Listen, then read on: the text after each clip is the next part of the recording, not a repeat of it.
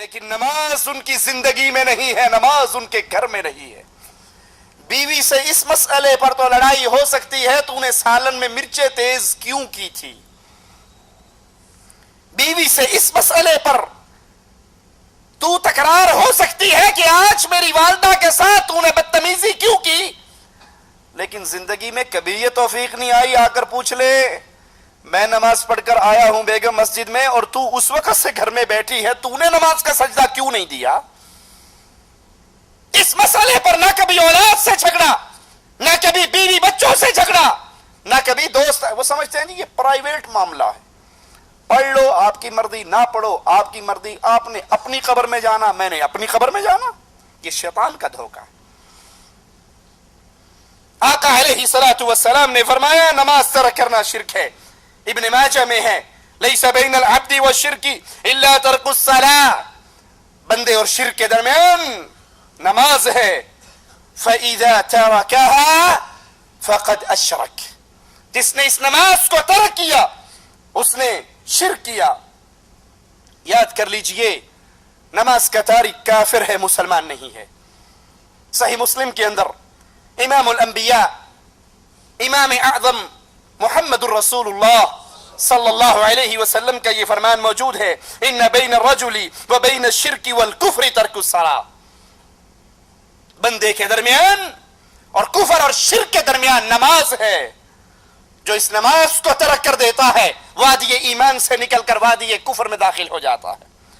ترمذی میں ہے امام الانبیاء فرماتے ہیں علیہ الصلوۃ والسلام بین الکفر والایمان ترک الصلاۃ، ایمان اور کفر کے درمیانی شے نماز کا ترک کرنا ہے۔ جو نماز کا تارک ہے وہ وادی ایمان سے نکل کر وادی کفر کی طرف سفر کر رہا ہے۔ ترمذی میں ہے امام الانبیاء نے فرمایا ہمارے درمیان اور منافقین کے درمیان جو عہد ہے وہ نماز ہے، ہمارے اور ان کے درمیان جو عہد و پیمان وہ نماز ہے۔ فَمَن تَرَكَهَا فَقَدْ كَفَرَ، جس نے اس نماز کو چھوڑ دیا اس نے کفر کیا، جس نے اس نماز کو ترک کر دیا، جس نے اس نماز کو چھوڑ دیا، وہ کرکٹ میچ کے لیے چھوڑے، وہ فٹ بال میچ کے لیے چھوڑے، وہ ہاکی میچ کے لیے چھوڑے، وہ فلم اور ڈرامے کے لیے چھوڑے، وہ گاہک اور دکانوں کے لیے چھوڑے، وہ کھانا کھانے کے لیے کہ یہی ظہر کا نماز ہے، نماز کا وقت ہے اور یہی کھانے کا وقت ہے، بقالہ بند کر کے مسجد کی طرف قدم نہیں اٹھاتا، اپنے کمرے میں کھانا کھا کر پھر آ جاتا ہے۔ اور کتنے ایسے بدنصیب ہیں واللہ میں نے اپنی آنکھوں سے دیکھے جو فجر کی نماز مسجد میں پڑھنے کے لیے حاضر نہیں ہوتے، لیکن نماز ہونے کے 15 منٹ کے بعد آ کر اپنی دکان کو ضرور کھول لیتے ہیں۔ یہ 15 منٹ کے لیے اللہ کے لیے قربانی نہیں دی جا سکتی۔ یہ وہ لوگ ہیں جو جانوروں سے گئے گزرے ہیں۔ میرا جملہ سخت ہے لیکن اللہ کی قسم حقیقت ہے۔ مثال دے کر سمجھاتا ہوں، ایک شخص نے کتا پالا ہوا ہو، یہ کتے کا خالق مالک نہیں ہے، رازق نہیں ہے، 2 وقت کی روٹی ڈالتا ہے اور روٹی بھی گھر کی بچے ہوئے ٹکڑے ڈالتا ہے، ہڈیاں ڈالتا ہے۔ اب وہ کتا بیٹھا ہوا ہو اپنے 5-10 کتوں کے درمیان، یہ اس کا 2 وقت کی روٹی ڈالنے والا اس کے پاس سے گزرے اور اس کا نام اس نے ٹومی رکھا ہوا، کہتا ہے ٹومی، اس کی آواز سنتے ہی کیا خیال ہے کتا اپنے باقی کتوں کو چھوڑ کر بھاگ آئے گا یا نہیں؟ مشورہ تو نہیں کرے گا ان سے، پوچھے گا تو نہیں جاؤں یا نہ جاؤں؟ وہ ساری محفل کو برخاست کرتا ہے، چھوڑتا ہے اور بھاگ کر اس کے پاؤں میں گر جاتا ہے، دم ہلاتا ہے، زبان سے اس کے جوتے چاٹتا ہے۔ اگر باقی کتے اس سے کہیں بے وقوف، ہم تیری برادری کے تھے، ہم تیری نسل کے تھے، ہم تیرے خاندان کے تھے، یہ تیرا باپ ہے، یہ چچا ہے، یہ ماموں ہے، یہ ماں ہے، یہ خالہ ہے، ہمارے ساتھ بیٹھا گپے مار رہا، ہم 4 ٹانگوں والے، 2 ٹانگوں والا پاس سے گزرا، اس نے ٹومی کہا اور تو ہمیں چھوڑ کر بھاگ گیا، ہم سے اجازت بھی نہیں لی۔ بیوی بچوں میں بیٹھ کر نماز سن کر، آذان سن کر، تکبیر سن کر نہ اٹھنے والوں، یہ جانور زبان حال سے ان رشتہ داروں کو کیا کہے گا؟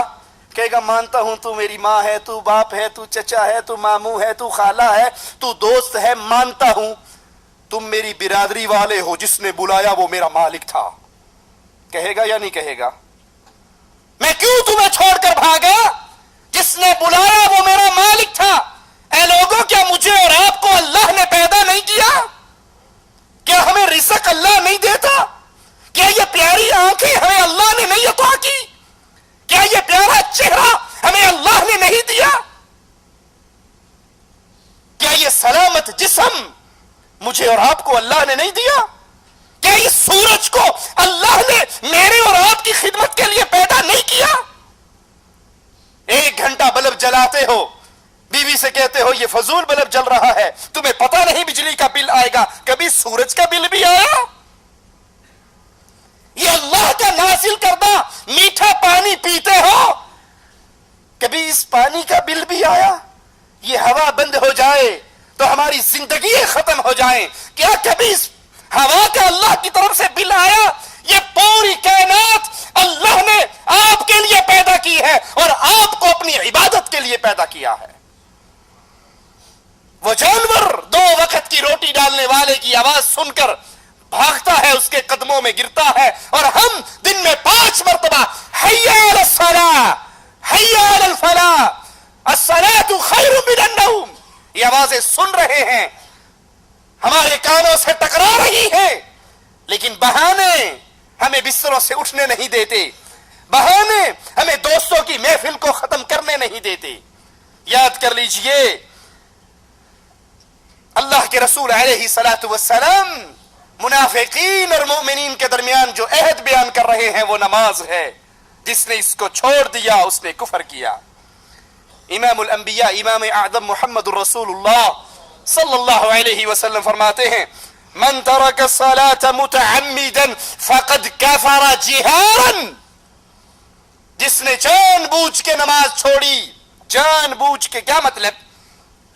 اس کو پتا ہے نماز کا وقت داخل ہو چکا ہے, اذان سن چکا ہے, تکبیر سن چکا ہے, لیکن وہ کہتا ہے جی مولوی صاحب یہ جو ڈرامہ میں دیکھ رہا ہوں نا یہ آخری سیریز ہے, یہ آخری ہے, اور یہاں پر ابھی فائنل ہونے والا ہے کہ وہ جو لڑکی تھی فلاں کے عشق میں مبتلا ہوئی اس کی اس سے شادی ہو سکے گی یا نہیں. اگر اب نماز کے لیے اٹھ کر چلا گیا تو وہ جو آخری لب لباب سین تھا میں اس کو دیکھنے سے محروم ہو جاؤں گا.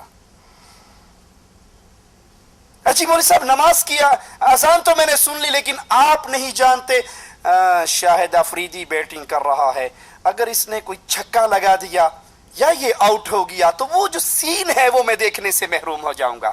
ارے ایک میچ تیرا شیطان سے لگا ہوا ہے, اگر اس نے تجھے آؤٹ کر دیا اور موت کا فرشتہ اٹھا کے لے گیا تو پھر اللہ کے سامنے کس منہ سے کھڑا ہوگا؟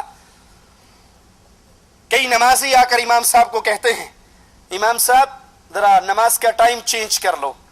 کو جی کیوں 8:30 بجے کی بجائے 8:45 کیوں کر لیں؟ کہا جی وہ جو ہے نا 8:30 بجے 8:35 پہ ڈرامہ ختم ہوتا ہے اور 8:30 پہ نماز کھڑی ہوتی ہے, ذرا مہربانی 10 منٹ آپ آگے کر لیں.